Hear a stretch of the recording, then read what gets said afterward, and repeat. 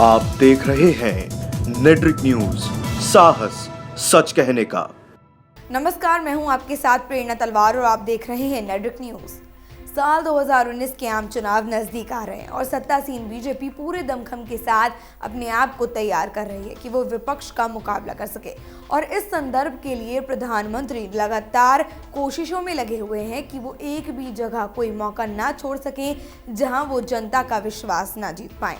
प्रधानमंत्री पूरी फुर्ती के साथ देश भर में दौरा कर रहे हैं और रैलियां कर रहे हैं और इसी सिलसिले में प्रधानमंत्री नरेंद्र मोदी एक दिन के दौरे पर जम्मू कश्मीर पहुंच गए और वहां पहुंचकर उन्होंने कई योजनाओं का शिलान्यास किया। आपको बता दें कि इस दौरान जम्मू के विजयपुर में उन्होंने एक जनसभा को भी संबोधित किया है और इस मौके पर मोदी ने विपक्ष को भी निशाने पर ले डाला। जी हाँ, पूर्व की कांग्रेस सरकार को प्रधानमंत्री नरेंद्र मोदी ने अपनी रैली के दौरान घेर लिया और कहा कि सरकार ने केवल देश की जनता की जरूरतों और संवेदनाओं को अनदेखा किया है। इस पर AIMIM के अध्यक्ष असदुद्दीन ओवैसी ने मोदी जी को लपेटे में ले लिया है और कहा है कि PM मोदी ने कश्मीरी पंडितों को धोखा दिया है।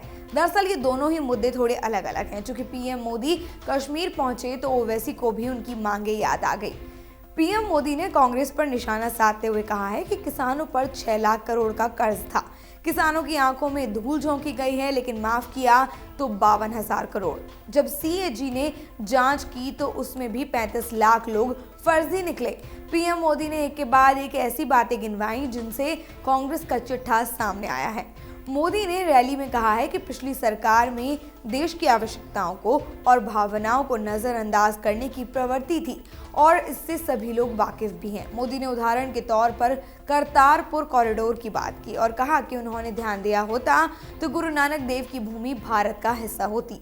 और बीजेपी के कामों को ऊपर रखते हुए कांग्रेस को नीचे दिखाते हुए PM मोदी ने कहा कि कश्मीरी पंडितों के गौरव को बहाल किया जाएगा। उनकी पीड़ा मेरे मन में रही है। श्रीनगर में, बांदीपुर और गांदरबल में ट्रांजिट एकोमोडेशन की योजना लागू होगी। तो ये वादे हैं जो प्रधानमंत्री मोदी जी ने कश्मीर की जनता से करे हैं। लेकिन कश्मीरी पंडितों के हवाले से बोलते हुए ओवैसी का आरोप है कि संसद में 2014 में मेरे भाषण में मैंने कहा था कि कश्मीरी पंडितों को घाटी वापस भेजा जाना चाहिए।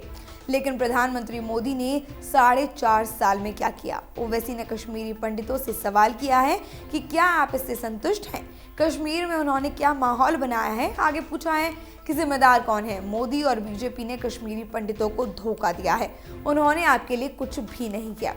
कश्मीर की हर हालत का जिम्मेदार बीजेपी को ठहराते हुए ओवैसी ने एक महिला सैनिक अधिकारी के हवाले से उनके सवाल पर कहा है कि घाटी में सेना है और चुनौतीपूर्ण काम कर रही है। मैं इसका सम्मान करता हूं, लेकिन पिछले 7 साल में जम्मू कश्मीर में सेना के सबसे ज्यादा जवान मारे गए हैं। और आगे कहा है कि वो RSS के इस विचार को मानते हैं कि भारत हिंदुओं और हिंदुत्व की वजह से धर्मनिरपेक्ष है। देश इसके संविधान की वजह से धर्मनिरपेक्ष है। उन्होंने आगे कहा कि दलितों और अल्पसंख्यकों के बीच गठजोड़ जरूरी है। इसी दौरान कश्मीरी पंडित समुदाय के एक सदस्य ने जो आरोप लगाया था कि रोहिंग्या मुसलमानों की तो बात करते हैं लेकिन विस्थापित कश्मीरी पंडित समुदाय की नहीं, इसी आरोप को ओवैसी ने खारिज कर दिया है। गौरतलब है कि PM मोदी भी रविवार को जम्मू कश्मीर के दौरे पर गए हुए हैं।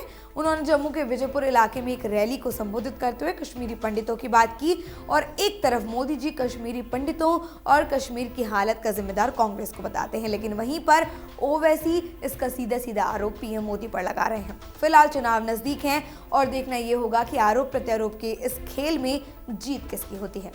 फिलहाल के लिए इतना ही। देश और दुनिया की तमाम अहम खबरों को जानने के लिए सब्सक्राइब करें हमारे चैनल नेट्रिक न्यूज को। हमारे साथ जुड़े रहने के लिए हमारे YouTube चैनल को सब्सक्राइब करें, साथ ही बेल आइकन को दबाएं। नेट्रिक न्यूज की खबरें सबसे पहले देखने के लिए।